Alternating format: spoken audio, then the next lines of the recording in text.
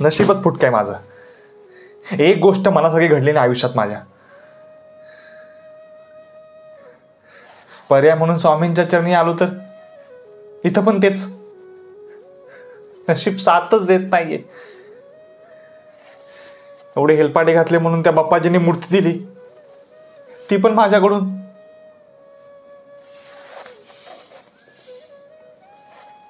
का देवा, असं काय केलंय मी? कोणाचं काय वाईट केलंय का मी, की माझ्या आयुष्याला हे सगळे भोग देतोयस तू? कुठल्या मुहूर्तावर आईबापाने जन्माला घातलंय की सगळं फेडावं लागतंय मला.